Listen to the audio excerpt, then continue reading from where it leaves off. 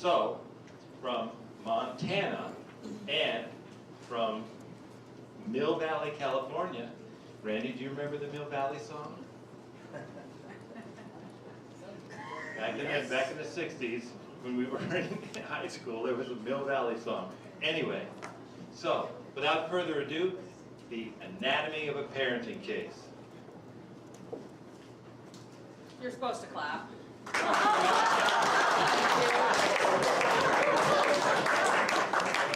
Thank you.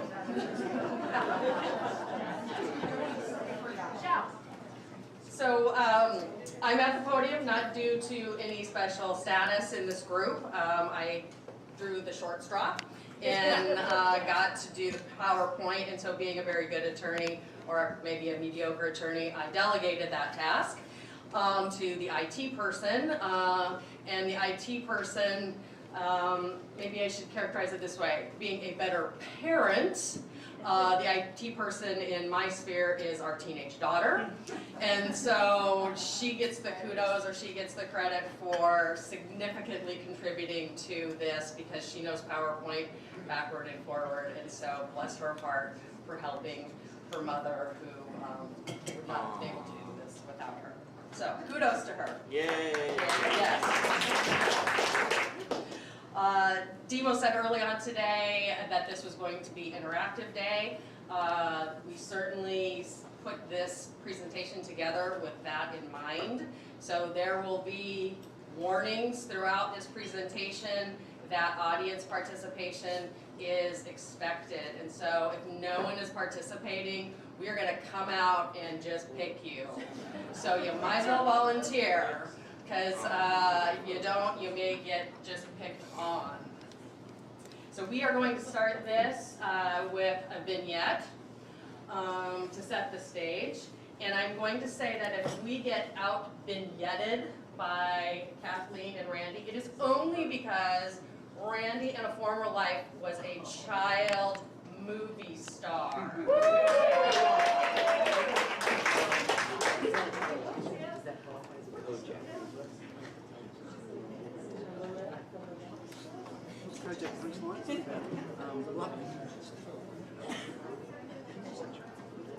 Hi, Randy. Love you, baby. Can you introduce yourself right here? Can you introduce yourself? Oh, I got it. Can you hear? So I'm Kelly Voyich. I'm from Montana, and I'm an attorney. And my role in this vignette is also as an attorney. Surprise.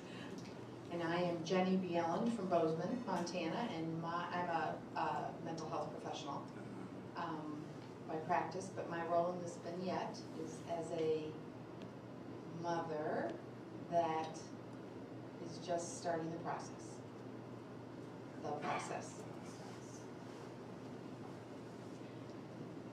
Val, it's so good to see you. Weird to see you out of the yoga clothes. I know. So professional. Well, it was just so nice of you to hire me. I know I don't have a lot of family law experience, but I mean, I really wanted to get into this field of work, and I mean, I know funds are a little tight, so I promise I'll be really fair with my bill, and I think this will, I mean, we get along so well. You know, I love to be next to you at class yoga, and you stretch really well.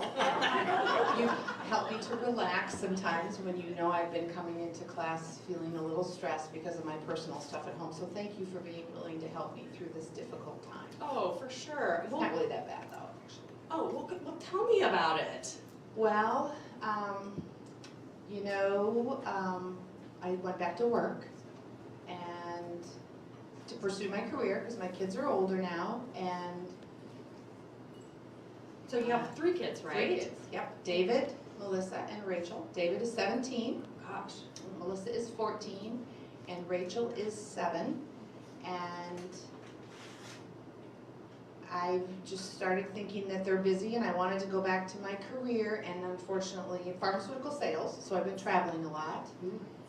And I kind of got in a relationship with the physician that I sell my pharmaceuticals to. And Bruce, my husband, who you've never met. We went to counseling, and I told him in counseling that I'd had the affair. How'd that go over? Not very well. Are you still living in the home? I'm getting ready to move out, Okay. and I think that's a good idea. He's been working from home since we moved to Montana, and because I travel a lot, and I'm the reason that we're having the problems. So I felt that it would make sense for me to not disrupt the kids, and he's gonna help with them, and I can travel and do my work, and I'm gonna get an apartment. Okay, so have you guys talked at all about like parenting of the kids? I don't think there's gonna be a problem. He, even though he's really mad at me, and because of what happened, he said that the kids have nothing to do with this, and I believe him. He's a good dad, and I think we'll just keep the kids out of this, and they'll spend time with me at my apartment, and they'll spend time at their home with their dad. So just tell me a little bit about the kids. What are they like? I mean, I've never met them either, so. David is, they're an excellent student. This is the senior year of high school, and he actually is hoping to get a basketball scholarship to go to college next year. And Melissa is typical 14-year-old, and she, Rachel, I should bring her into the subject. She's 7. She's a diabetic. She was born type 1 diabetic. And Melissa is her little mother. She always has been, kind of caretaked her, not that I wasn't there, but she loved her since she was a little baby. And I'm very close to them. David and I, being my firstborn, just close to all 3 of my kids. I was a stay-home mom, great relationship with my kids. So I don't think the kids are gonna have anything to do with this. Nice. Do they know you're moving out? We've been fighting a lot at home in front of them, and so we told them that to reduce the conflict, it would be good to not be in the same home. And so we did tell them the other day that I would be moving out to an apartment, and Dad would be staying with them in the house. How'd they take it? You know, they didn't really say. They were pretty quiet. There wasn't much said from them. Some tears, but not much. Did you think about, I don't know, counseling or anything for the kids? I mean, we talked about that? Well, Bruce and I went to a marriage counselor because we were having some trouble before my indiscretion, and I suggested to Bruce that maybe the kids could get some counseling because of the changes, and we agreed that it would be great to go see the kids could see the marriage counselor that we've been seeing, that because she Great knows idea. us and she knows the situation, that the kids would see her for their counseling needs. Okay. So we agreed to that. We've been agreeing to most things so far. Well, this sounds like it's gonna be maybe easy, right? This will be a good first case for me. Yeah, and I know that you are, what do you suggest I do in the meantime?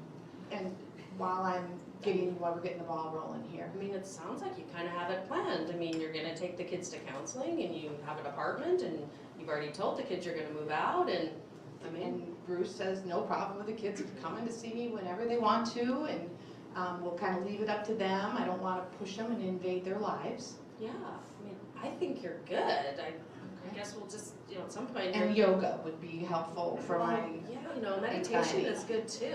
Okay, If so- you have some time, maybe so some breathing. meditate, go to yoga, and do some breathing. Yeah, Okay? I think those are all good things. Okay, when should I meet with you again? I'll give you a call, shoot you an email. Yeah, maybe we'll talk about it in yoga too. Okay, Yeah. sounds like a plan. Okay. Thank see you. you. Thank you so much.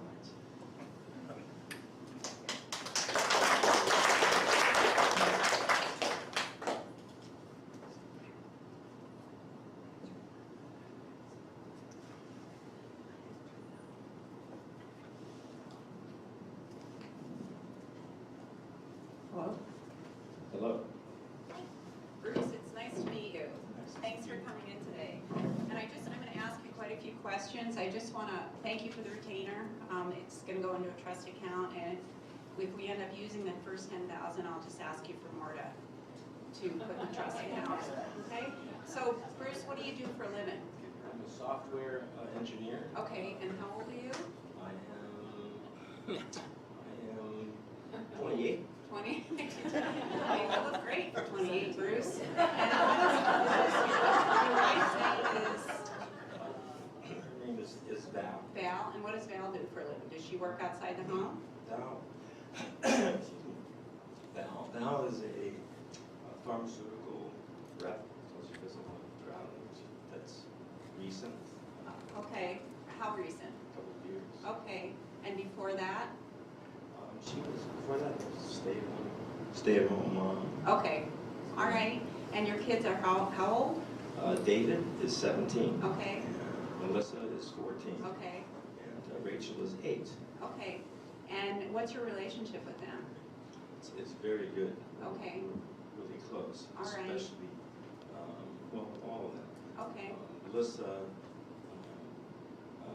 special place in my heart. okay, People say that she's a lot like me. okay, okay, and middle child. Okay, and how's Val's relationship with the kids? I think that she thinks that it's good, Okay, but I think it's distance. okay. And how long's that been going on? That's been going on since her affair. Okay, so that's the cause of the marriage falling apart? Yes. I'm sorry to hear that. Okay, and have you, the two of you, is she still living in the home? She is about to move out. Okay, and Apartment. into an apartment. You're going to stay in the family home with the kids? Yes, Okay, that's good. Give them some stability and consistency, which is really important. absolutely. Okay, and have you and Val talked about a schedule? A schedule? What do you mean by Like parenting time? Who's going to have the kids when? No, we haven't. Okay. And I think that it would be premature to talk about, a parenting plan at this point. Okay, I and think, why is that? there's some problems with the kids. Okay. David is very involved with his basketball, Okay, and there's a couple of top 10 colleges looking at scholarship. okay, so he's a senior. Yeah, he's a Okay. senior. And Melissa is really into swimming, and she's Okay, swimming practice every day okay, and travels for meets, so she's on the swim team. so busy. Yeah. Okay, And Rachel looks up to Melissa. okay, They're very close. So I think takes a little bit too much responsibility for Rachel. okay.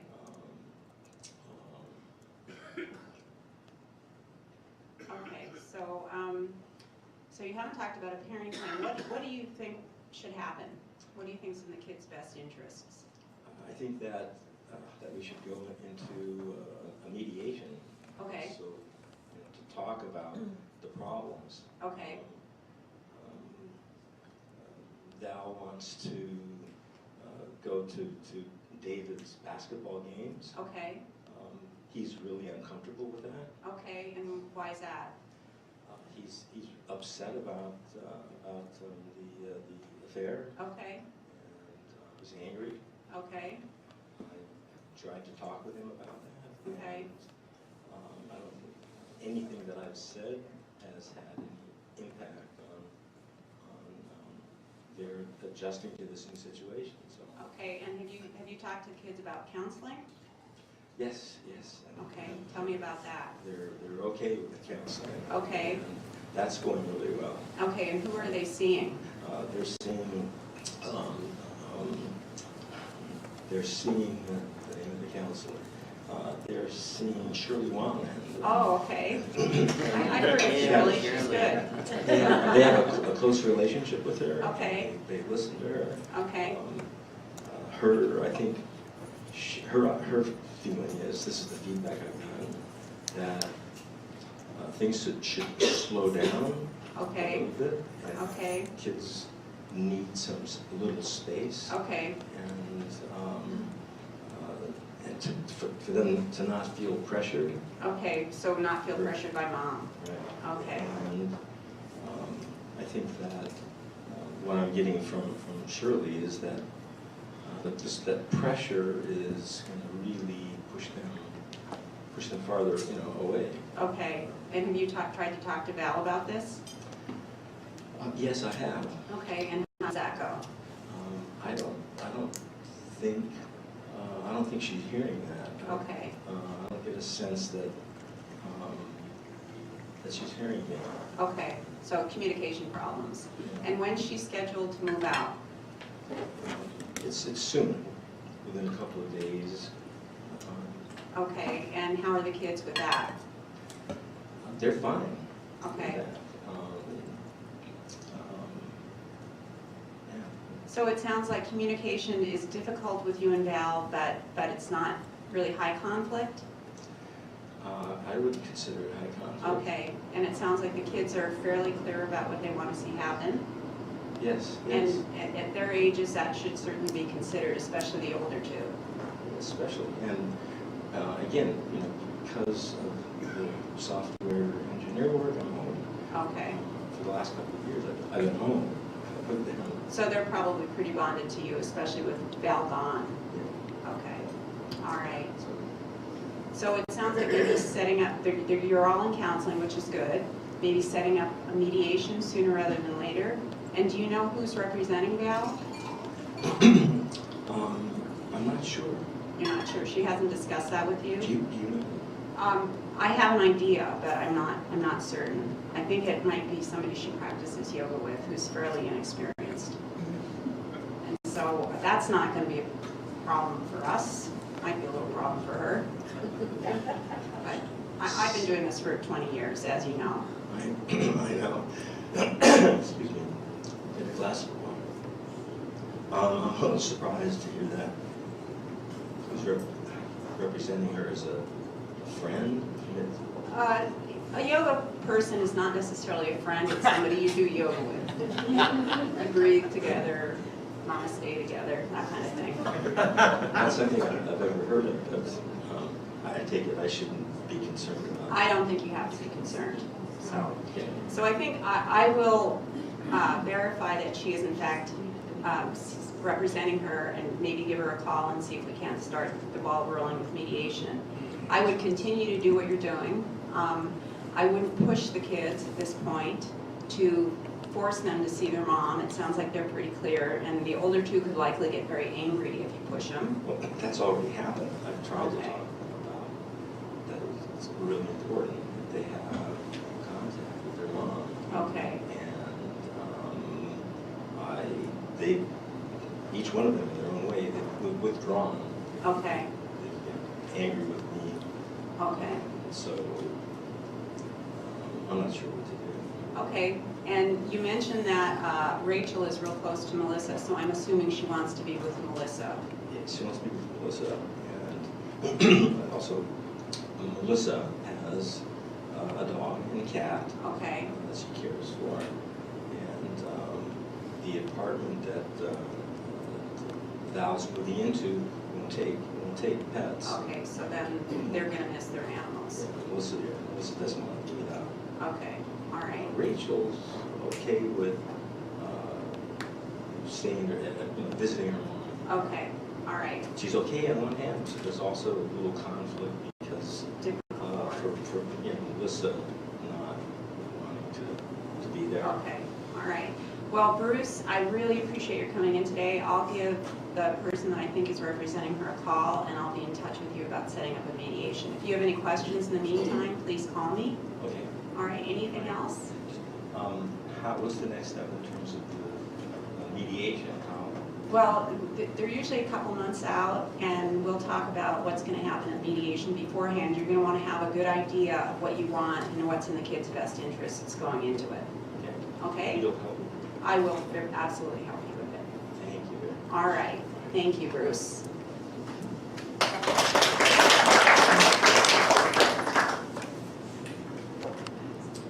Okay, so you guys just listened to the initial client meetings. So here's your warning. Participation required. Yay, Deirdre. Both attorneys are acting overconfident and are not focusing on what kinds of obstacles their client might have to deal with. Okay. Any other initial impressions? or red flags? I thought Kelly was quite experienced in dealing with family law situations. She knew exactly what needed to be done.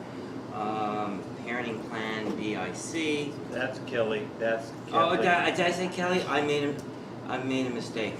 I meant. You're thinking real life. I'm sorry. I'm sorry. I meant Kathleen. Please forgive me. I thought she was really sensitive in terms of the kids, in terms of like, okay, you got to start thinking of a parenting plan. What kind of arrangements need to be made, decision making, for parenting time, and so forth. So, and the other one was like, what's our next yoga? I mean, just didn't get it as to how serious it is and how this can impact the kids and so forth. Initial meeting. I don't care if it's initial meeting or not, Yeah. but red alert. Yes. Already it's been accepted without question. The kids will decide which parent they're going to see. Okay? I'm sure Brian Ludmer would agree with what I'm about to say, but what impressed me is Randy, and I can't think of anyone who would be more suited to play an alienating parent than Randy. Did a phenomenal job of laying down the typical narrative early on of an alienating parent, all including plausible deniability. That lawyer was practicing outside her mental health expertise. Which one? The second lawyer, by saying, don't push the kids. Attorneys really say that? Oh, absolutely. Absolutely. I mean, you're practicing outside your area of expertise when you say that. If a mental health professional gave that advice outside of their area of expertise, that's a license violation. Brian, have you ever said that to a client? I don't act on that side of the flag. Like the fifth.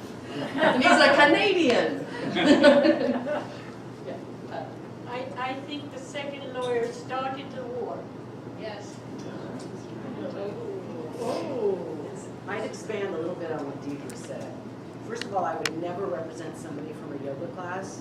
I don't represent friends, neighbors, family, somebody from yoga where I have to run into once or twice a week, giving free legal advice, trying to duck them, so I would never represent that person. She's definitely in over her head. I actually didn't think Randy Bruce's attorney did such a bad job. Why? She has the in-spouse who's the stay-at-home parent essentially. Mom's leaving.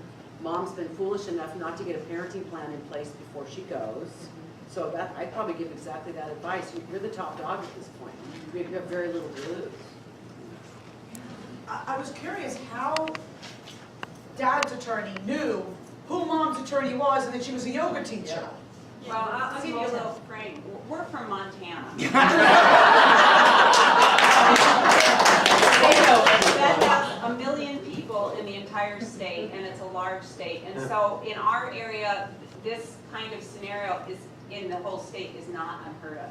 And we have different parameters because of that. I would say that one thing that's real obvious to me is that mom's got an attorney, kid's got an attorney, mom's attorney looking out for her, maybe even a little bit for the kids. Dad's attorney's looking out for dad. Nobody's looking out for the kids yet. Okay. My initial impression is that it highlights the subtle alienation, how subtle the alienation process goes into effect, almost inadvertently and unaware I mean, if you're talking about from the attorney's perspective. How important those initial attorney meetings are for the clients. Just to follow up on what you guys said, I was just curious as to whether the attorneys were recognizing possible parent-child alignments, and some real confusion around quantification, the middle child, and just sort of starting to pick up on some of those family. Well, I didn't pick up on anything.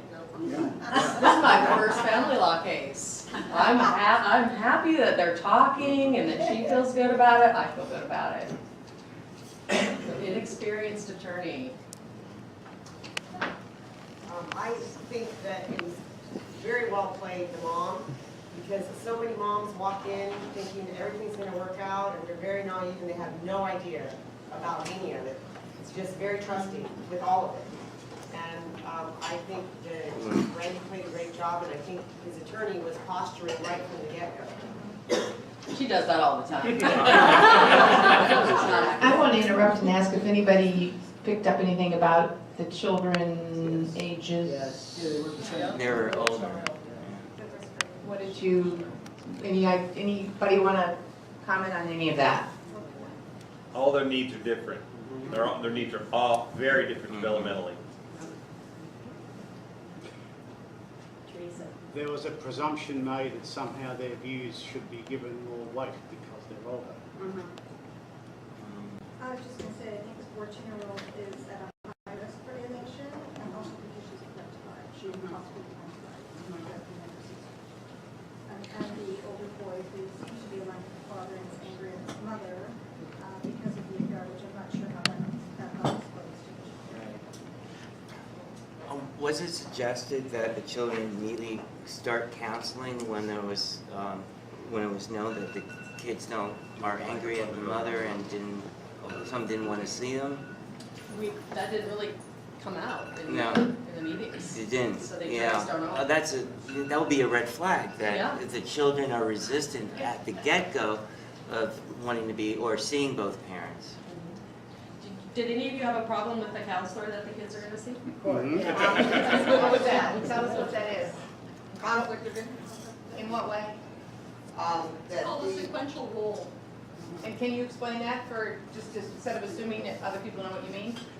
By a conflict of interest? Well, in the sequential role that she might be playing. Well, why don't, She's had one relationship with people that are involved in the situation, and now she's seeking to have a different therapeutic relationship with other people who are also involved in the same situation. That's typically, in Alabama, that's prohibited. I don't know about other states. What struck me was that I didn't detect an overwhelming push from mom in an alienating way, but what struck me was that there was an opportunity from both attorneys, of course, you're more inexperienced, but certainly for the more experienced parent to almost make or break, I just see a role for the attorneys in not necessarily intentionally promoting a real adversarial posturing type format, but on the other hand, not taking advantage of the opportunity to really point out, some of the things that we know can go very, very wrong in these cases. And mom didn't come in with a parental, I didn't detect the, alienation agenda. And I think there's some missed opportunities on the part of both attorneys to try and frame this as a issue to the best of their ability.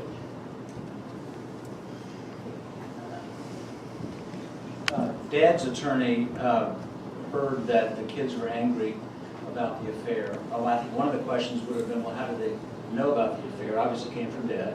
And should the attorney not have an obligation to say, we don't talk like that. We don't say those things, and sort of guide the attorney. The attorney could guide the client to more to healthier behavior. And I think there's an obligation for that, because also that can come back to bite that parent later if it's discovered. I completely agree, and we're sort of setting a scenario up here where in real life I would not have done what I just did. I'm doing it for purpose. Demos? Oh yeah, go ahead, move out. Sounds good. I'll see you at yoga. Oh no, you don't need to file first. Oh no, I'll be the first person to file. Oh hey, forget the parenting plan. Everything's gonna be fine. Everything's gonna be fine. Kids are gonna be fine. Just breathe. Just breathe. I would like to know what does everyone think a brainwashed child is going to tell their therapist? what What? the child was. I mean, everybody thinks therapy is the answer. It's not. 90% of the time, it's not. Lauren, Okay. you're ahead of them. You're ahead Oh, of the vignettes. ahead of them? You're ahead of the vignettes. We are going to do I'm a the little police. more vignette. Let's move forward in the case here. Let me get us one more time. So what next? What's the game plan? This is your case. What's your next step? Anyone? What would you do next? Well, if I were the mother, I'd fire the incompetent attorney. No, you wouldn't. We're friends. I would place a phone call to Dr. The expert in the Burnett back. and ask for help.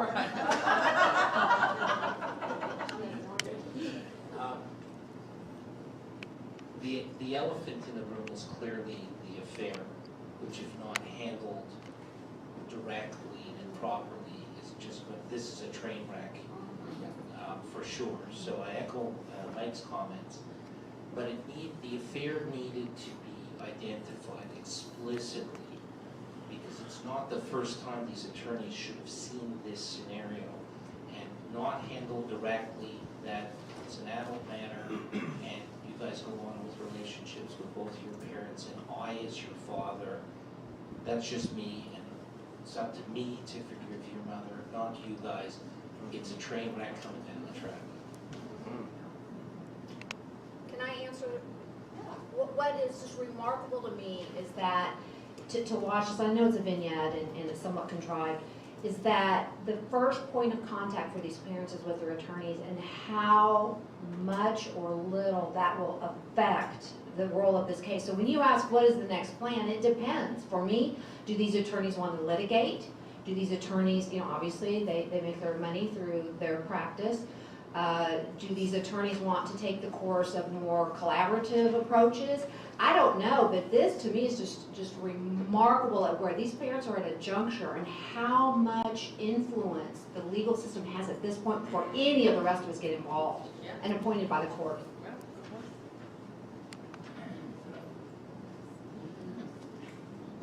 I think the next step is educate the clients as to what the different alternatives are. What I find is that sometimes an attorney will decide the best route to go, and will fail to educate the client about the other routes and explain the pluses and the minuses of each alternative. So I think a significant education about how the whole thing works, because that's what most parents have. You read my not a outline. clue of.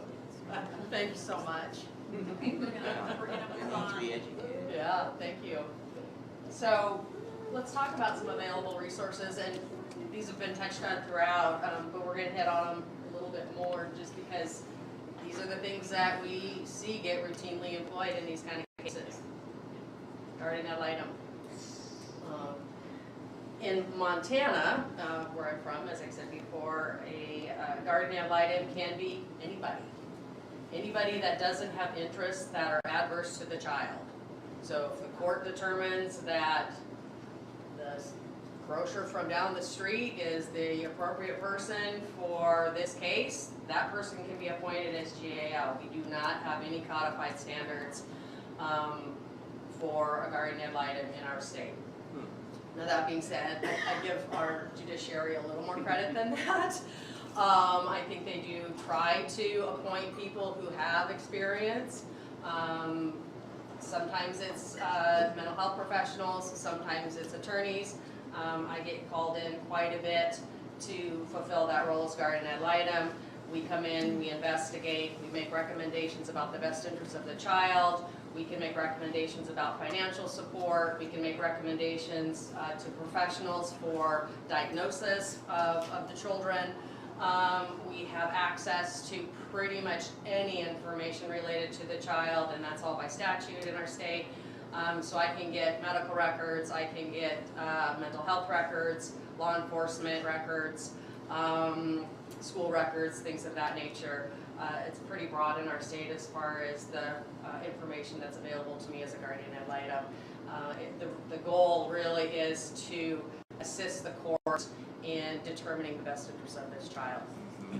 The thing about a guardian ad litem that we practitioners recognize is that if done well, Courts weigh these reports very, very heavily. So if there's a recommendation made by a guardian ad litem, the chances are the court is probably going to adopt it.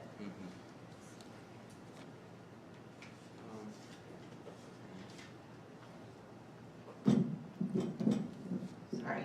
Parenting evaluator, I think it used to be commonly called a custody evaluator, but it seems like a lot of people are moving into parenting evaluator in that title. Typically court appointed. There are no standards that a parenting evaluator has to follow, such as a GAL would. There are guidelines, APA guidelines. AFCC has some model standards.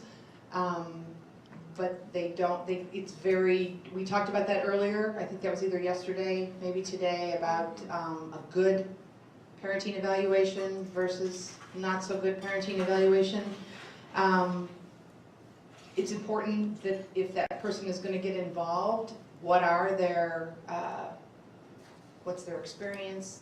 Are they a psychologist? Are they, why are they doing it? They don't even have to be a certain title to be able to do that. It might be somebody that the lawyer's familiar with, or the court is familiar with.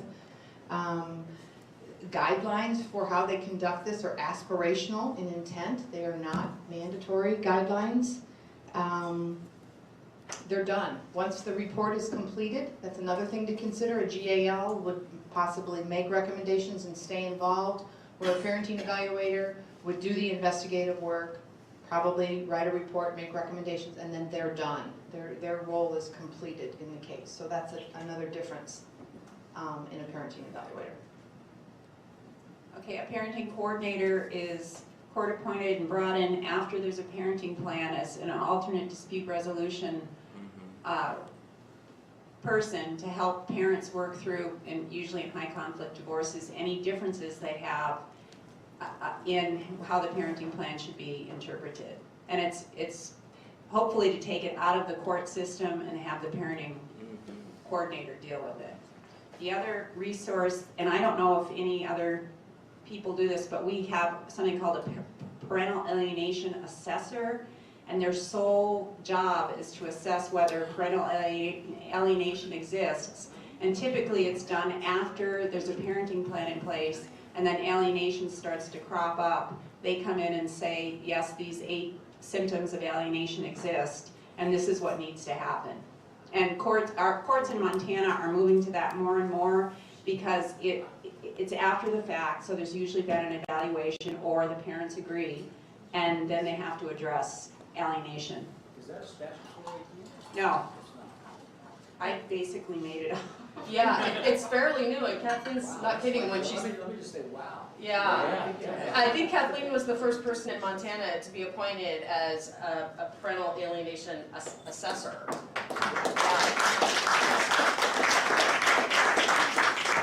So I think it was, Demos, you were talking about all these cases that you went through, and all this whole list of all these resources that have not been qualified as experts to discuss parental alienation. I do believe you have been qualified as an expert in your capacity as a parental alienation assessment person or assessor in one of the cases. So at least one of our district courts have qualified her as an expert, but it hasn't gone up on appeal, so you wouldn't have seen it. No, it did go up. Oh, it did? I'm Yeah, sorry. as a firm. So we do have it. So that would be one of the categories that would meet the inclusion-exclusion criteria, because that would be a neutral external expert that didn't have a stake in the outcome and didn't prefer a particular outcome. So that would make the inclusion-exclusion criteria.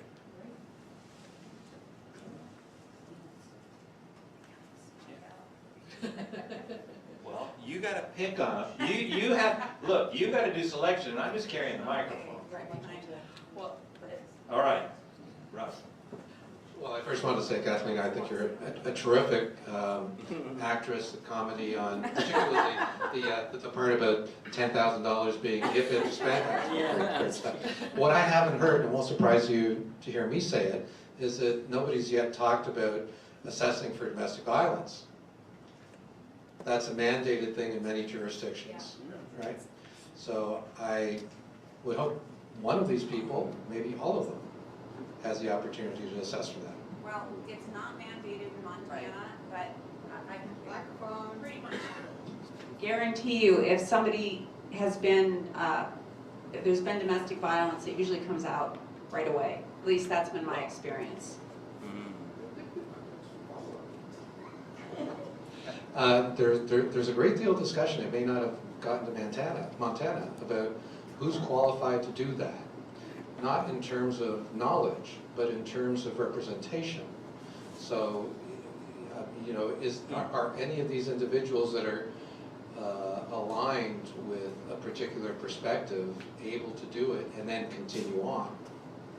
Okay, and I will say in Montana we have domestic abuse advocates. And typically, if there's been domestic abuse, the person that's abused has already been to see the advocate and is directing the way the whole thing goes. And that's a whole other conversation in itself.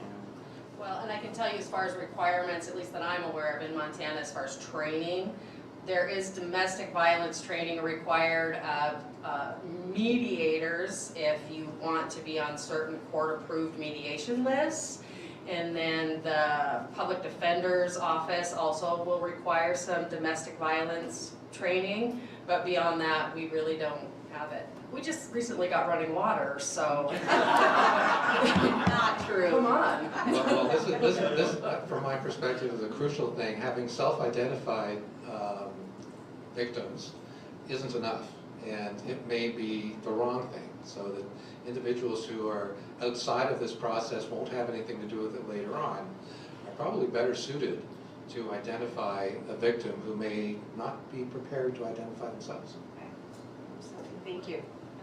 Just real quick, because I found it really helpful and beneficial to, as I've been visiting with many people here, to understand how other states do it. And based on your comment about the parenting evaluator, custody evaluator, as it's still called in our state, the guidelines are aspirational. Those are APA guidelines that are aspirational, but Texas, for example, has clearly defined evaluation criteria, including the evaluation of domestic violence, including an 8-hour required training in domestic violence as, you know, a forensic psychologist in the family code. And what Texas has done is assigned to the judge, kind of like referral questions, you know, that we all do when we do psychological evaluations. You don't just do a psychological evaluation, you have a specific referral question or set of referral questions that you focus on. And those come from the court. And so the judge will define the parameters of your evaluation, and it can include parental alienation as one of the referral questions. And so I just wanted to share, because I've benefited from learning what Michigan does and, you know, what Montana does and Illinois and some other things. So just to let you know that there are ways to do this. It's, you know, legislative, and the state board, psychology board, was involved heavily in the development of the family code in this particular area. And we do want to hear how it's done differently. That's part of this, is how do you do it where you come from? We're just telling you an example of how we do it, so. You've been so patient. Did you still have something way back there? Yes. I thought it was pretty interesting that from a legal point of view, you'd start pulling in all these legal people, whereas I think that families are so anxious and afraid that they both ask for mediation. Okay. So why wouldn't lawyers say, okay, well, let's do mediation first before they start using those kind of resources? Why wouldn't attorneys do mediation first? That is a good question. I think there's a lot of reasons why maybe attorneys don't jump right in, and sometimes we do. Sometimes we look at the case and say, you know, this dynamic may really benefit from getting the parties into mediation sooner rather than later. One of the things that is a frustration for me as an attorney and also as a mediator is to come into a mediation and have one or both of the parties say, we don't have enough information to make an informed decision. And so sometimes that will delay a mediation process too, because you have attorneys saying, you know, we just need a little more time to get information, to get our cases together sufficiently enough to be able to actually have an effective mediation. So you pull those people in right away? Because I think that most parents would feel like, God, you're going kind of depends on your perspective, you know? So if you've got a parent saying, boy, these kids are telling me X, Y, and Z, and the other party isn't listening at all, they need a voice.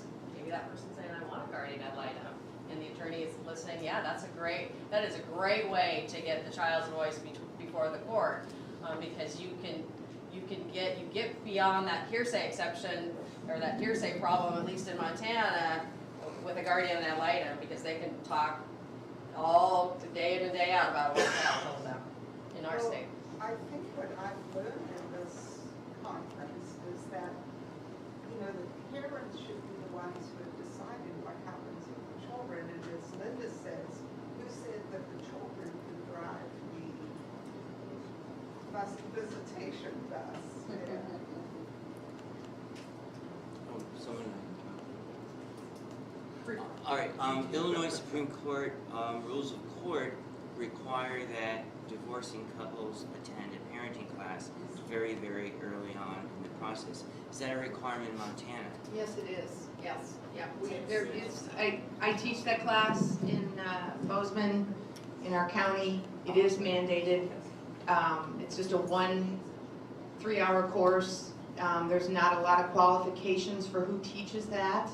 But Jenny's very qualified. Her husband's in the room, so I'm gonna say. That's a whole nother topic that I think is important. I am coming to believe, almost full circle, how important this divorce education can be, because it could be the front line. Just as we said, a lot of these clients are getting their information from their attorneys or from their yoga teacher, and if they are mandated to take a class before their divorce is final, they should really be mandated to do it within 30 days of filing instead of before the divorce is final, because by then it could be too late. Because if it's a good curriculum, it can really start them on the right foot, especially if introduced gardener and parental alienation into my parenting education, which was kind of controversial. A lot of people didn't think I should do that, but I just put it right out there. I gave them handouts about it, and they were like, what? I'd never heard of that. So I introduced that in my class way early on.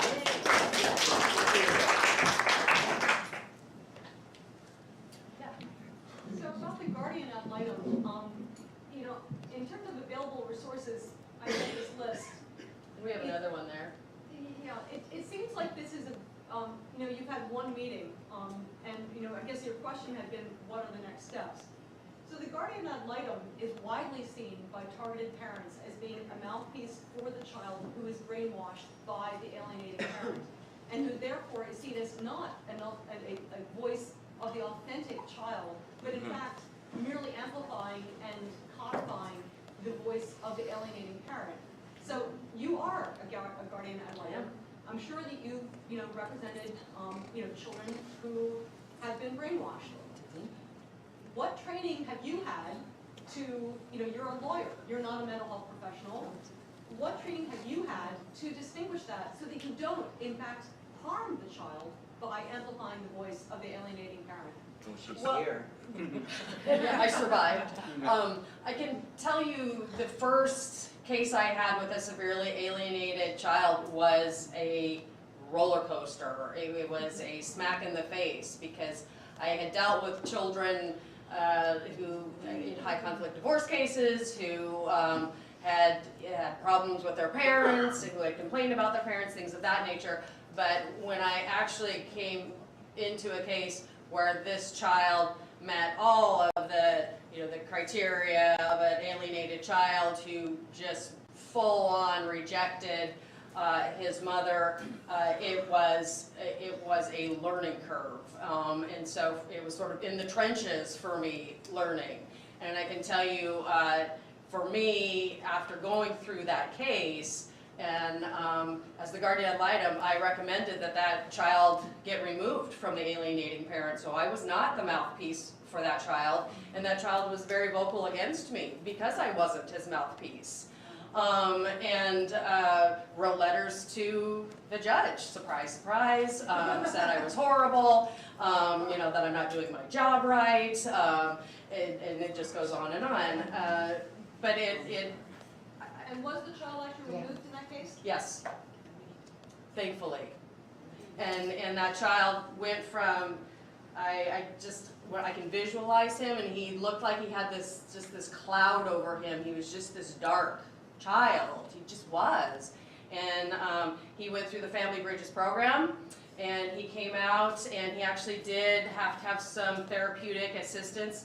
There were a lot of things going on for this kid, but between Family Bridges and the therapeutic program that Shirley helped get him placed in, he came out the other end, and he was a new kid. It was wow. I didn't think it could work, because it just didn't seem possible that you could have that kind of turnaround, that you could go from what he was to anything different. And he's great. He's doing really well, and we saved him. I believe we saved him. Does he see the other parent? We're gonna hold the questions and. Just one comment? Okay. I think you must have a little pocket of competence there in Bozeman that is really atypical. And I think, I mean that in all seriousness, I think the guardian ad litem, when the children are alienated, really do there a problem. And so this is really an exception, so I just wanted to say that. Thank you. I agree.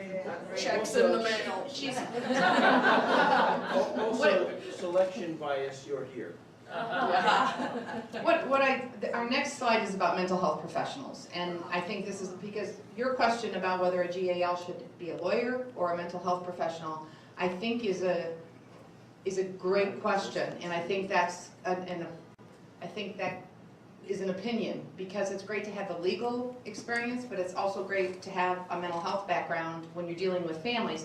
But just to briefly describe a mental health professional and what their role would be in a case like this, we've got psychiatrists, we've got psychologists, we have social workers, we have LCPCs, licensed clinical professional counselors, we have licensed marriage and family therapists. At some point, the GAL may require that a mental health professional be brought in so they can get their information from that professional. When you talk about the voice of the child, a great feeder for the GAL is a really competent mental health professional that has a healthy relationship with the child, that is not necessarily breeds, not, the confidentiality is difficult, but can help guide the guardian ad litem in the process, can hear what's coming from the child. So that's a really important piece.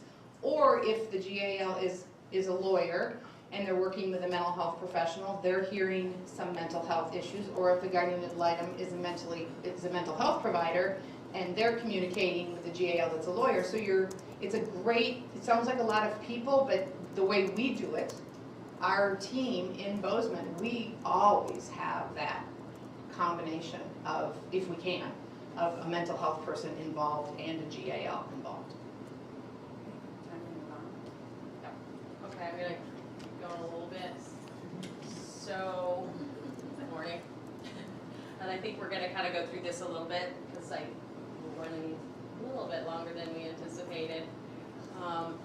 So I think we touched on, I'm gonna go through these, and if there are any of these that, I think out of all of these for audience participation, I would like to ask the audience what you guys have seen courts focus on with these resources.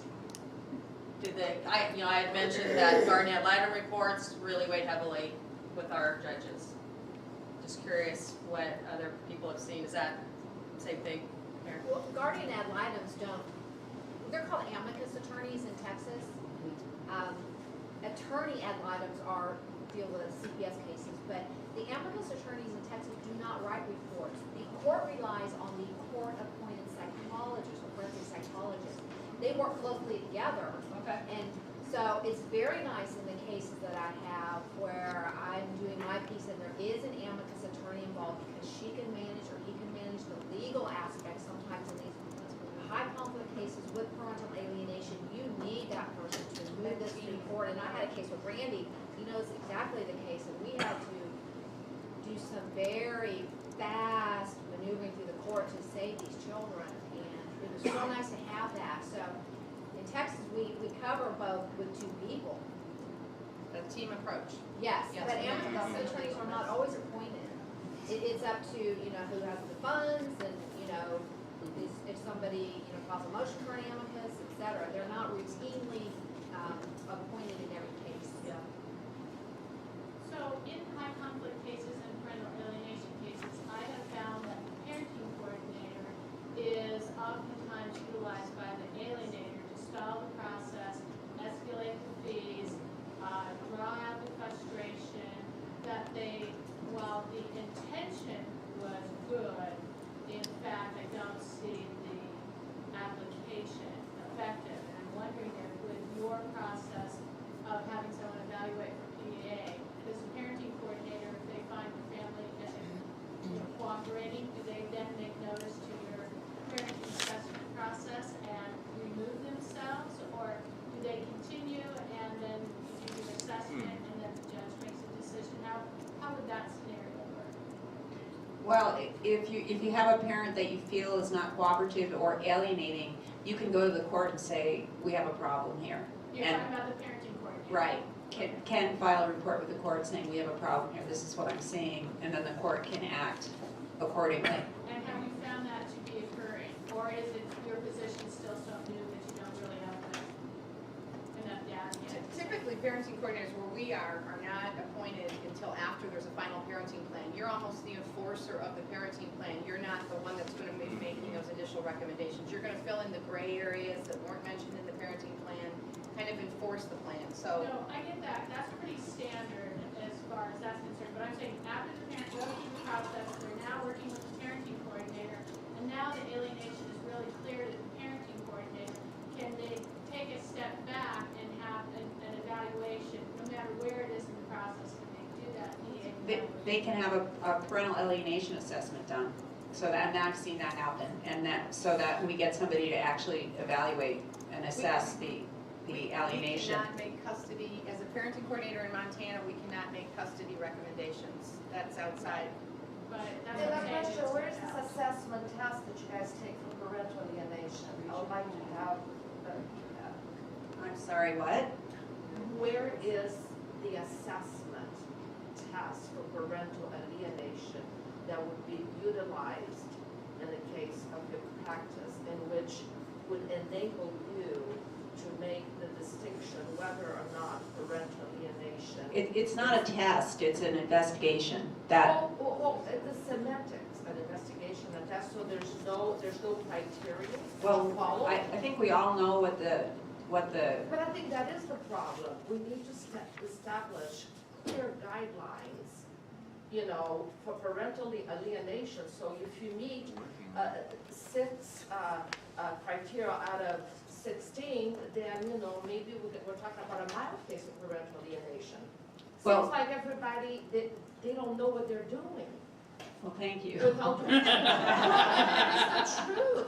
Well, typically, I have a protocol and a format that I use in a parental alienation Well, that's what assessment. I'm asking. I would like to see that. Well, I'd have to delete a lot, but that's possible. Why would you have to delete a lot? Because they're confidential. Oh, I don't buy that. I'm not. No, she just wants to see an outline. She doesn't want to see a report. She just wants to see, what is your protocol? What is your I'm to be protocol? a parental You're right, alienation to be a good assessor. What is your Yeah. qualifications? What is it? What is it? We want to know. Share it. Share it. In court, you'd have to be qualified as an expert to do a parental alienation. Excuse me, that's not a valid excuse. Hey, hold it. Okay, let's move on. Go ahead. I'm sorry, if the truth offends you. It's my understanding that the Hold it. I'm the only one that gets to be hysterical here. Oh, honey, you don't know the definition Hold of it. hysteria. Hold it. Take it easy. The question is, what are the qualifications to be a parental alienation assessor? No, that's not the question. I'm not sure what the question is. What is their methodology? To determine if there's parental alienation. Not the qualifications. What is the methodology? Well, go ahead. I have a protocol that I follow, which is I interview parents, children, any collateral sources, read all the reports, read any psychologicals, pleadings, and any depositions that are relevant, and then come to a conclusion. And then I support why I believe it exists or doesn't exist based on that. Does that answer your question? Yes. Yes. Yes. Oh, no, it was just to say that just about every board of psychology has exactly what you're looking for. There are the standards of practice to do a custody and access evaluation, including for parental alienation. So whatever jurisdiction you guys are in, you just call your psychology board and they will provide that. But it's no mystery, we have the 8 manifestations, we have Right. the 17 alienating strategies. So We have there's- the- No, if you're familiar with that when you're doing your evaluation, that's gonna be identified. That's what they use. Right, that's Use exactly what we use. criteria, 8, 9 manifestations of observed disturbed behavior seen in severely alienated kids. We're getting a lot of good ideas. I'm gonna add Joy, do you need to move on? And then we're gonna move on to a vignette, another one. Yes, I just wanted to highlight in Minnesota for those of you, since we have difficult dynamics in Minnesota we're up against. They are allowed to settle the custody decision and leave the family court system without a parenting plan. The parenting coordinators are the ones tasked with preparing the parenting plan with the couple. I've had a case that operated for 2 years without a parenting plan. And the parenting consultants or coordinators' charges were astronomical over that 2-year period. All right, so we're gonna fast forward in time with our couple and see what's happened.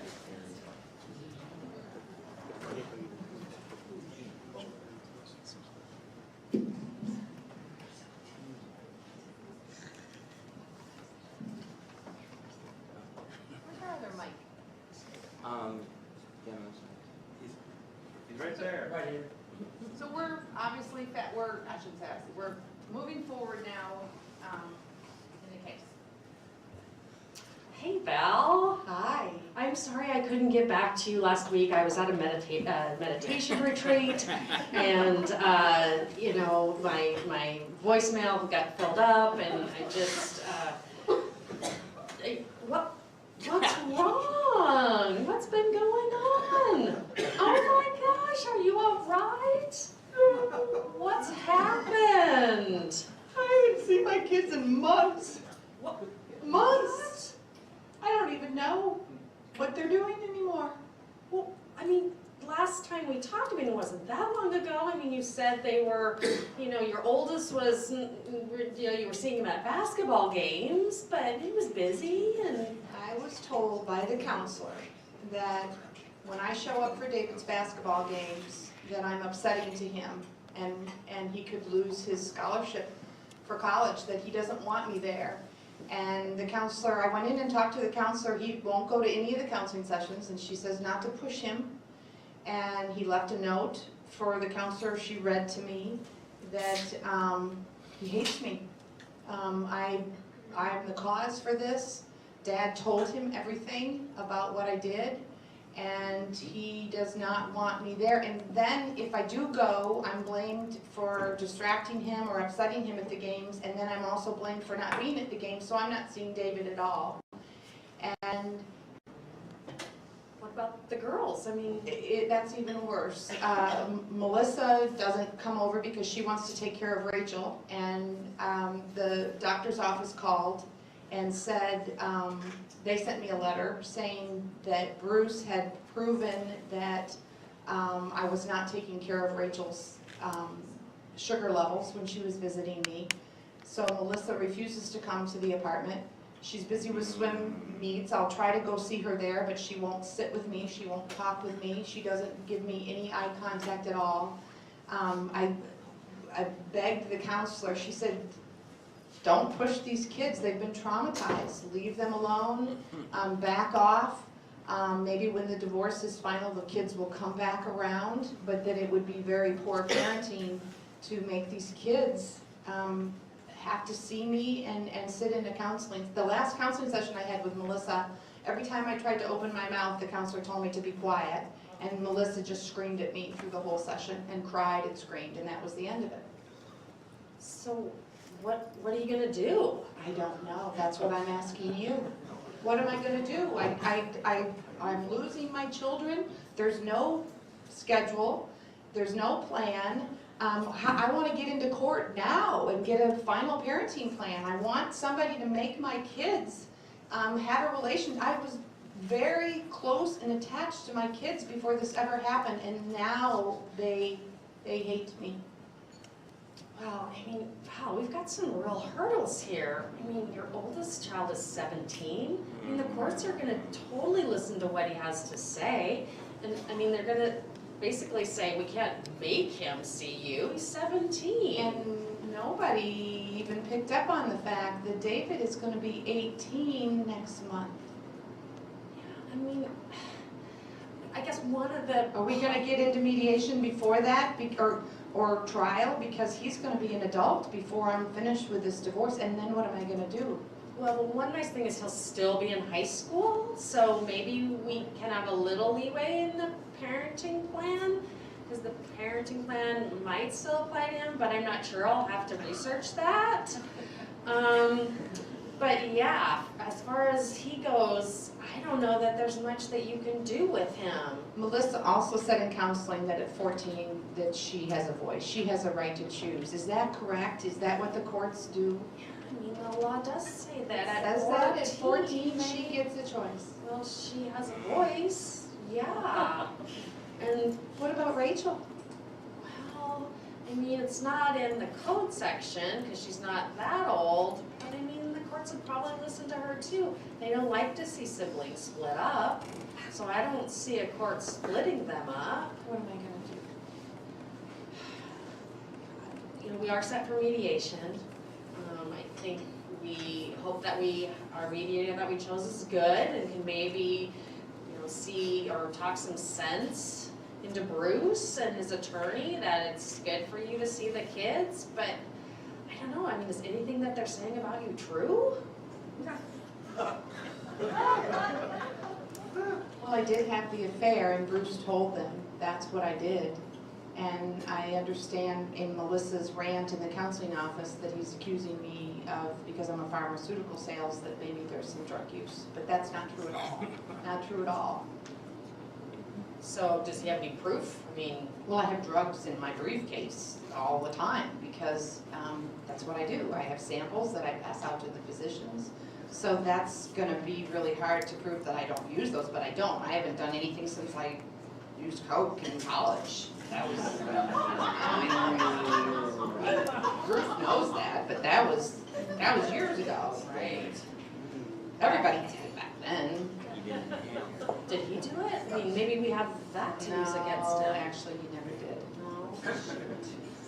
I don't know. We also have the counselor that's against us, right? I mean, it sounds like the counselor, well, not sounds like, I know, because I did call Bruce's attorney. We had a conversation, and I was telling her that you were really hoping to have a parenting plan where you got to see the kids equal time, and she was telling me, I mean, this isn't to hurt your feelings, but, you know, she did sort of reiterate Bruce's claims that you're a druggie and, you know, that this wasn't your first affair and you're never around. And, I mean, if he presents all this evidence and the kids say this and then the therapist shows up and supports this, I mean, I think we have a real problem. The therapist did tell me she sees Bruce alone now, that she feels very sorry for him, that he's a victim in this, and the therapist is doing some counseling with just Bruce, individual counseling, to help him through this. And I feel bad for him. I think he does need that support, but I'm not talking to her. He is, and he brings the kids in when they do see her. So maybe I should get another counselor. I don't know what to do. Maybe that's a good idea. Maybe call around and see. Get another counselor involved. We could try maybe that. she can, okay. Yeah. What else? Before I have to go. Yeah. What else should I do in the meantime? You know, I think just be strong and, you know, My breathing yeah, from that's class. so important. And my stretches. Yeah, That helps you me have to have, you have to take care of yourself. And I take care of myself. And my kids really Drugs, important. drugs. Yeah, and we can take steps. But I think, you know, one of the things that I think happen with kids is that, especially your oldest, they'll probably figure it out. I mean, kids are smart. Yeah. They'll know, you know, once they get a little maturity, they'll figure out who's the good parent. So don't you worry. This is a tough time. We'll get you through it. And you know, at some point in time, they'll come back around. They will. Kids are smart. I'll see you tomorrow. Yes. Okay, in class. Hot yoga. Okay.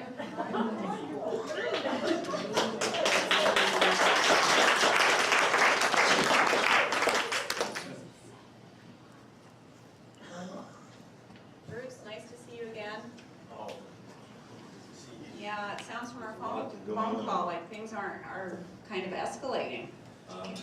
Yes, Can you tell me what is going on? well, the last time that we were together, the kids were interested in seeing Shirley, and that was going really well. Okay, Then what I found out was they're feeling blamed, so they don't want to see Shirley. okay, they're feeling blamed by, Blamed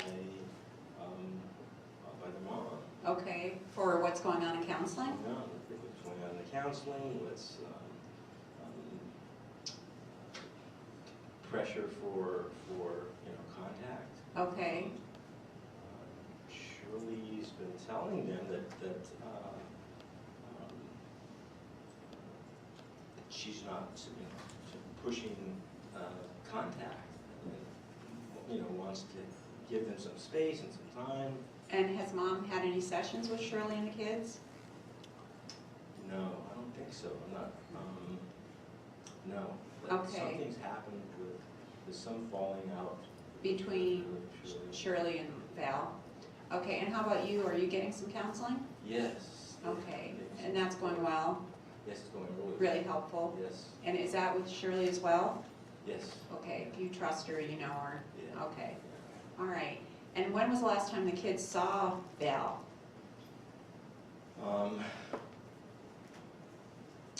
I think just once. It was supposed to be a weekend. Okay, They called me okay, shortly after they got there. okay, Melissa was missing her, dog and the cat. And, okay, because Melissa was upset, Rachel was hysterical. So Val said, come, pick them up. okay. And you went and did that? Didn't want to force them to stay there? Forced them to stay. Okay, and is Val contributing financially to their support? Yes, she pays child support. Okay, and can I ask what she's paying? Sure, it's $3,000 a month. Okay, and she makes what, about 5 times more than you? Yeah, she Okay. makes a lot of money. Okay, Plus, okay, her boyfriend is a physician. And, okay, the two of them together, it's a lot of money. okay, And what I don't understand is she didn't have to move into an apartment where they have plenty of money. They could have moved into a home. okay. Where pets, Pets are allowed, they might pets are feel more allowed. comfortable. So I don't understand why she's just doing, the apartment thing. Okay, do you have, not trying to accommodate the kids a little more, it sounds like? Okay, okay, and do you have any other concerns about Val that I need to know about? Well, I haven't told anybody this. Okay, please tell me. And I'm not sure, what I'm about to tell you, I'm not sure. But anyway, the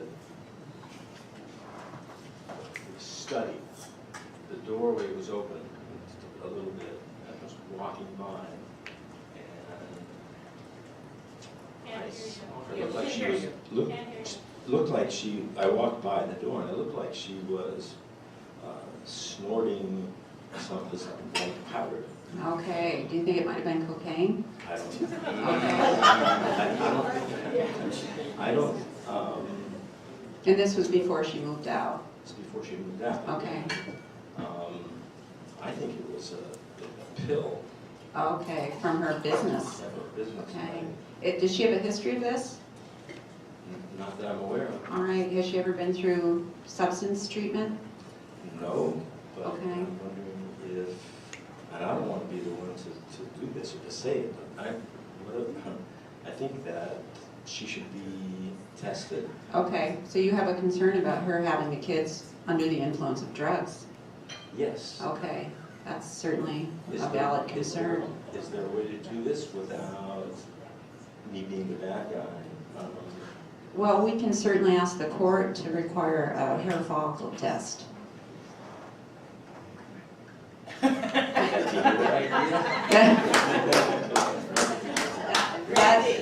Louder. Louder, okay, sorry. What did you just say after the hair follicle test? If that this idea could come from my attorney, that I don't want to be, the bad guy. Well, given how... I'm sorry I brought it up. No, please don't feel guilty. That's really important information. And again, we want to do what's best for your kids. And we're going to have to discuss some strategies about how to move forward, because at this point, mediation doesn't sound like it's going to go anywhere, and hasn't gone anywhere. And I think we're going to have to get some court intervention. We may end up having to go to court. Well, I'd prefer trying mediation. Okay? Can we still give that a try? We can certainly give it another try. I'm not sure where it'll go, but I'll contact Val's attorney and see if we can't get a mediation set up.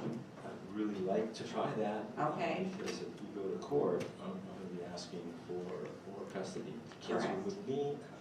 I take them everywhere. I'm home. We're very close. Okay. And, I don't want their lives disrupted. Right, and I certainly understand that. I think that I think that Val is more concerned about money, which doesn't make any sense. Okay. And so it doesn't feel like she's as concerned about the kids' well-being. That's what it looks to me. Okay, that's really unfortunate. I'm surprised. I'm Okay. really surprised. It's just So- not like her. Right, so I will give Val's attorney a call and get back to you. How does that sound? And if you have any questions in the meantime, please call me. All right, thank you, Bruce.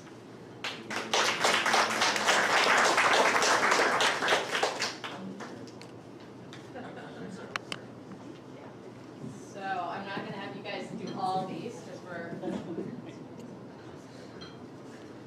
Kelly, Mike. like, oh, I'm sorry. Any red flags here? I have a question for Mr. Grant. A little too close to home for some. When new issues and accusations come out with no history, it just really shows that. Yes. I feel like we're dealing with two types of attorney, collaborative attorney and an adversarial attorney. And the adversarial attorney keeps prompting the other that parent, Bruce, for, oh, well, did she ever have? And Bruce is going, So I really feel like that's what we're dealing with. And we all know a collaborative attorney and adversarial attorney just don't do well in court together. It's a disaster. Yeah. I'm gonna skip that one. Skip that one. What's also being illustrated is that the parental alienation doesn't have to start with somebody coming in throwing bombshells. You're watching this insidious, slow development where is Bruce Machiavellian? Is he just sucking her along? Is Bruce planning this out? Is Kelly really that out to sea? And both attorneys are contributing to the development of this disaster, this looming disaster. But it's happening slowly, subtly, without grenades being thrown. So who thinks parental alienation exists? I mean, just what you've heard, show hands. Pretty. It's in that that hand. page. Getting there? Getting there. It's mild. Okay. It's liable, I'm not. It's not mild if she hasn't seen the children in 2 months. Yeah, that's not That's mild. How did mild. that happen? Oh, I know, oh yeah, I missed that part. So y'all, you're all familiar, I feel like I was from Louisiana. No. You're all familiar with these? Microphone. You're all familiar with these? Nope. And so these are the indicators that if you have an assessment done, or if you are involved in these cases that you're gonna be looking at.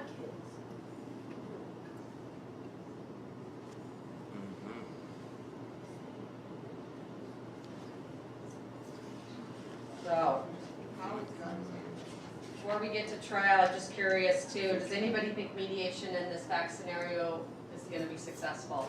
No, because of the lawyers too. What about counseling? What about more counseling? So I do have a burning question, and it doesn't necessarily directly apply to this vignette. It's my understanding that an attorney does have an obligation to report if their client is about to commit a crime. Is there ever a point where an attorney for the alienator would be required to report that there's child abuse going on, like in a school? Like mental injury in Ohio. Many states have laws against mental injury. Attorneys That's are an interesting required to question. but You want to disabuse them of that notion about reporting a crime that they think might be committed? Yeah, I mean, There's in every modern jurisdiction, there's a duty to report from a child protection perspective. And that, your duty to your own client, confidentiality, loyalty, and advocacy, and your professional standards can conflict with your obligation under child protection statutes. Okay? And then you get into what takes precedence, because they're both binding on you as an individual attorney. That's where you speak with your regulator about your duty in the circumstances. You may have to resign the file. But your public duty, one could argue that your public duty in a child protection sense would require you to at least advise somebody else who could report. But you should always speak with your regulator first. You want to disabuse them of that notion? Yes, in Montana, if I called the Department of Family Services and said there's a crime being committed, the child's being alienated, they would probably hang up on me. That's the problem, they don't Yeah. view it as Well, No, they they don't might, view it as they child might abuse. hang up on you the first time, and maybe even the third time, but the 10th time, they're not hanging up on you. No, they Wait, won't wait, answer. Hold it, I can't take it anymore. As a criminal defense attorney, you call somebody because you think your client's gonna commit a crime, and you can kiss your ticket goodbye. Just forget it, you're not a lawyer. You know, if you don't like it, get out of the case, but you drop a dime on your client because you think she's gonna do something illegal, you're done. But what do you think if the client is about to kill the child? well, that's. Too bad. Too bad. Too bad. If you think your client's gonna commit a crime and you report them, you call the police or you do something like that, you're out of the case. You may be disbarred. You can't participate in a crime, but you can't drop a dime on your client or else the judicial system falls apart. I think the question was broader than that. It was specific to your client, but I think the question was broader than that. If you see alienation happening as a lawyer in your case, not necessarily by your client, would you call? I wouldn't. You know, I think Richard Gardner addressed this 20 years ago. He said attorneys representing alienating parents should coach them to not do this, to educate them about it. And if they kept doing it, you basically withdraw representation. And that's pretty straightforward. So that sort of addresses another question I was gonna ask. So Kathleen, as the experienced family law attorney, who presumably knows a lot about parental alienation, and she's hearing this information from her client, she should be having some little things going up in her brain. The first meeting, absolutely. Right, and what is her duty, what should she be doing? And that's what, I think that's what resolved that conflict, those two interests. Well, I'm basically doing everything I shouldn't be doing. You do have 5 jobs, that's right. I gotta tell you that I think that what the scenario that you brought up, the first one of alienation that you saw, was essentially doing exactly this, except you weren't waiting for CAS to take it over. You were putting yourself in the position of CAS and suggesting that custody be reversed or moved. Right. So if you were prepared to do it yourself, why wouldn't you be prepared to have someone else do it? Different role. Well, But it is, I mean, as a guardian ad litem, I'm not the attorney for the child. I come in under best interest, and I don't come in under my legal capacity. I come in as the child. The question got broadened, not your client, but in your case, the other client. Your case, you're watching it happen. It's the other person's client. It's the other spouse, the other parent. Well, we're starting with the premise that my state has acknowledged that parental alienation is child abuse. I don't think we've gotten there. There was another question having to do with if an attorney representing a parent that's an alienating parent, that the attorney applies some sort of case management. Well, in 30 years, I've probably seen maybe a couple of attorneys try to do that. They get fired pretty quickly. Those are not the severe alienation cases. Those parents are not manageable. They're pursuing their agenda. I'd like to come back to reality, and I'm not even sure if I should go off camera with this. No, seriously, I have been around too many attorneys, and when I ask myself, how can they represent such a blatant alienator and what they're doing to the kids, I have to say to myself that maybe they're a personality, maybe they have to be a personality disorder also. And they go ahead and they don't even counsel their clients privately. This is wrong, let alone take action. And I see what they do to the expert witnesses and how they try to intimidate me. And so I don't know what we can do about that. But I think the prevalence of personality disorder, and probably in the mental health profession too, not exonerating us also. Because what my profession does in therapy and how we just take words for one people, don't do a proper investigation, and write letters to the court that the other parent is an alcoholic and whatever, and never interview them.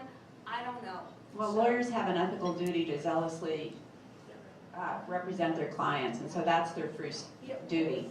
Well, you know what, I did interview 10 attorneys for my book, and one attorney had said that we counsel clients, you can't dispel the marital assets. This was actually the attorney who represented Young v. Young back in the early 90s, which was an appellate division that transferred custody on the basis that it was so detrimental to children to have a relationship destroyed with them that it's grounds for transfer of custody. But I said that if we counsel them that you can't dispel the marital assets, why aren't we counseling them that they shouldn't be undermining the relationship between the other parent and their child? And another attorney said, listen, you know, the good never changes the bad. If one attorney is down and dirty, we have to match them. Well, I'm not defending the legal system, I'm just stating what it is, and unfortunately all attorneys are not saints. Oh, no, you know what, I'm sorry.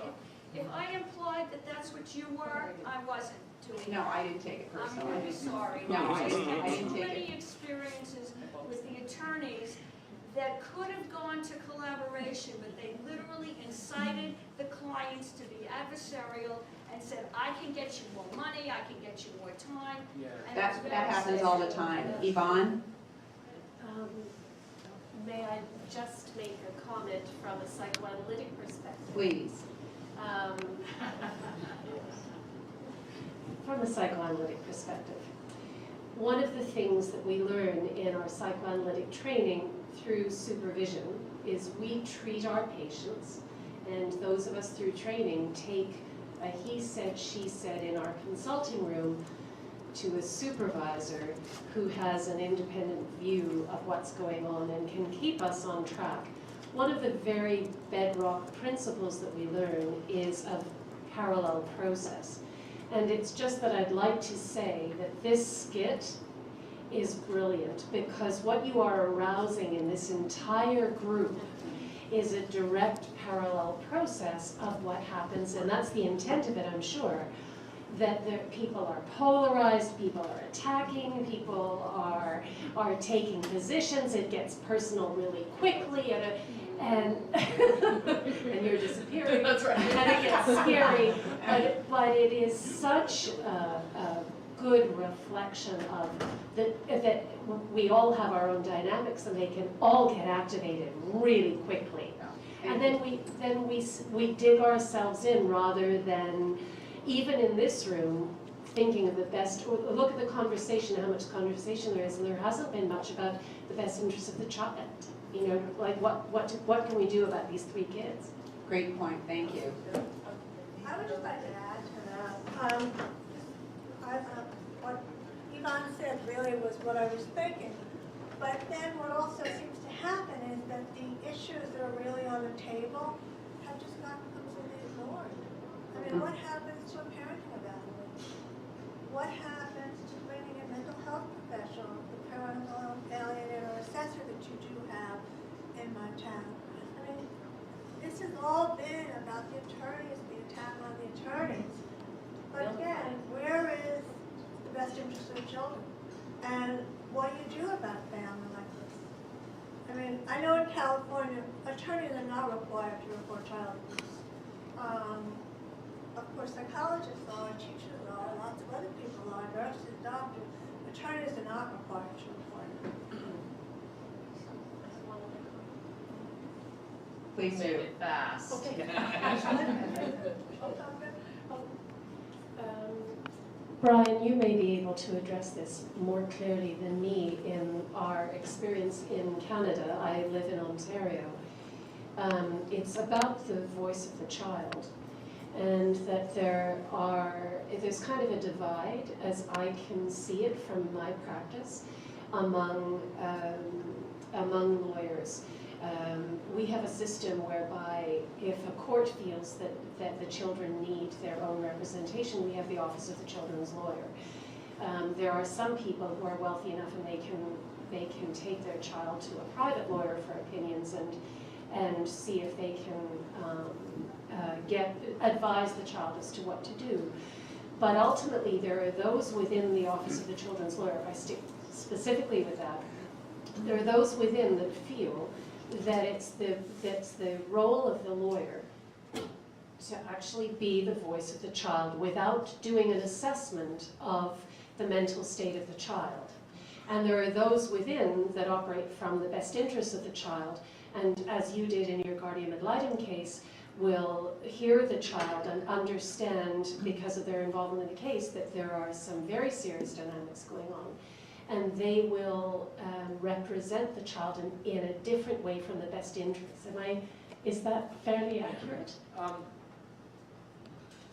Certainly it would describe the practice. Technically, all lawyers are subject to a capacity assessment of their own client, and if the child is unable to instruct you properly in regards to the issue that you're representing them on, which is the issues concerning their parents, because they're so conflicted, then at the very least that's something that you're obligated to bring to the attention of the court. So somebody appointed from the OCL panel has to bring to the court any concerns about the lack of independence of the children's views, but under our law, child representation is an advocacy role, not a best interest role. So lawyers who, in a sense, are trying to act in a best interest way are great, are welcome, but the Ontario Court of Appeal in the 90s said it's purely advocacy. So stated wishes, what the child is saying they want. Gotcha. So I'm gonna move on. Let's talk about the courtroom players. Obviously, you're gonna see the attorneys in there, but, and the parents, you're gonna see mental health professionals. We've talked about them. Obviously, you're gonna see the GAL, or the parenting evaluators. I know in Montana, the guardian ad litem has to be there by statute. It is reversible error if the guardian ad litem is not present and available for cross-examination. So you will always see the guardian ad litem at courtroom proceedings. This has been touched on in other presentations. You might have decided in your case you need to educate the court. And I can tell you that in Montana, we have to do this a lot. And it's an ongoing process. I'm guessing it's similar for you guys. I don't know. I'd like to hear your experiences, and we have hopefully time at the end in that regard. But that is an ongoing endeavor for us. When there was a question posed, I think it was to Veronica, about who would be the target audience for a film on PA, my immediate reaction, or in my mind answer was, well, the judiciary.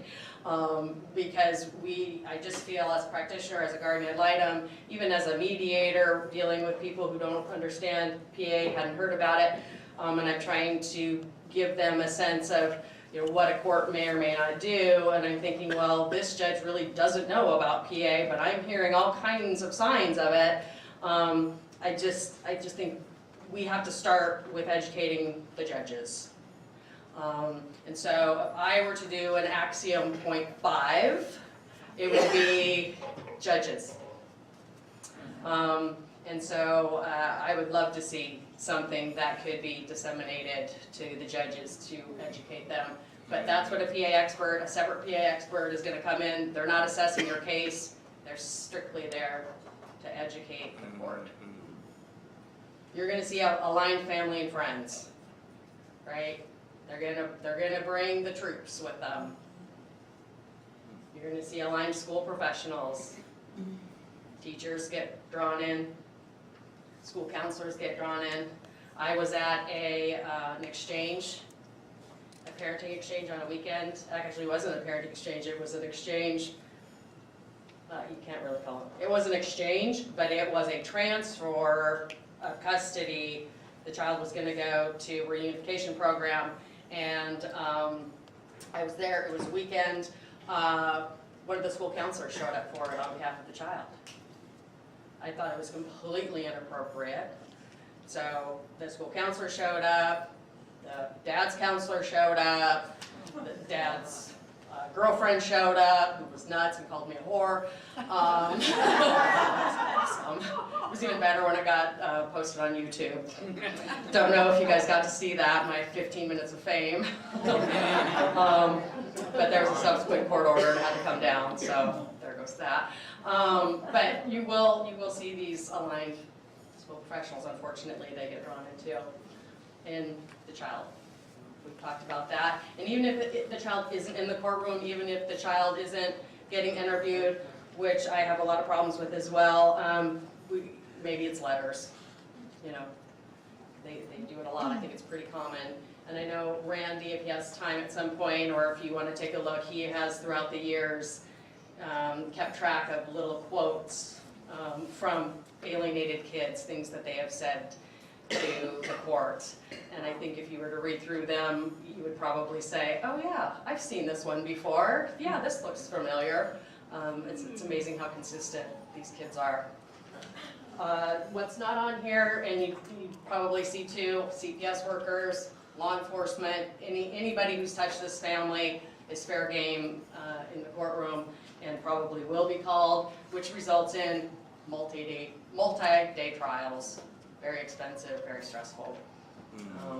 And then, so those are the players, and you're going to see exhibits obviously too. I would just echo as far as exhibits that I think it is really important to have those pre-alienation type exhibits. If you can have the photographs, if you can have the videos of the kids interacting with the alienated parent, it is really powerful. Because when you show this kid laughing with this parent that they've rejected, and then you can explain that, hey, when I asked this child about this video or this photograph, And the child said to me, well, I was threatened with my life if I didn't act that way.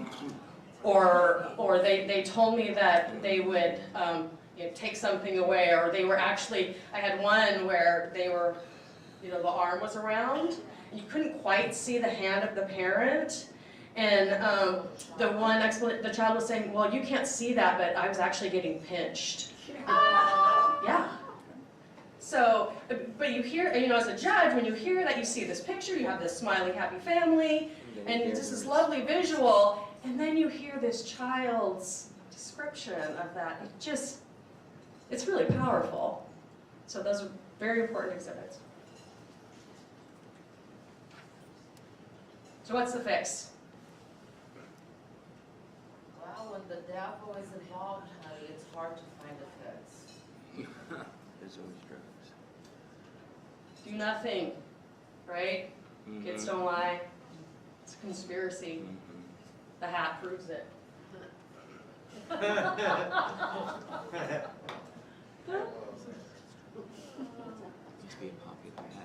going to go through these fast. More counseling. We've talked a lot about how traditional counseling does not work. A reunification program. And so for severely alienated kids, I believe it works because I've seen it work. And I've been lucky enough to be trained as a co-workshop leader for Family Bridges. So I have been lucky to be part of these families that get reunified. It is powerful, and it's amazing. But how do you reunify them? Can you tell us your secrets? I cannot. Wow, And I think that there's a lot of people here that would like to learn from you because you have the magic answer. Well, I think Randy's going to actually touch on the program a little bit, so.